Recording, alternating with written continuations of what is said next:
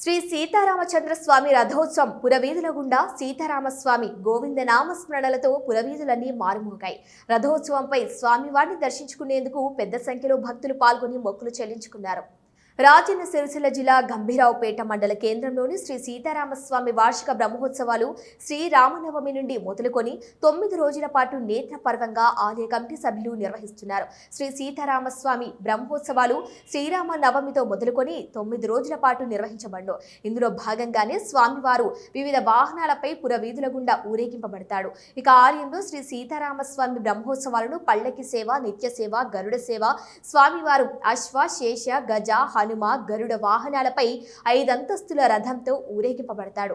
ఇక సోమవారం ఉదయం ఆలయంలో హోమం, బలిహరణం, ప్రత్యేక పూజల అనంతరం స్వామివారు రథోత్సవంపై ఆసీనులై గ్రామ పురవీధుల గుండా శ్రీ సీతారామ గోవింద నామస్మరణలతో పురవీధులన్నీ మారుమోగాయి. రథోత్సవం ముందు భజన కీర్తనలు, కోలాటాలు, నృత్యాలు, డీజే పాటలతో పలువురు అలరించారు.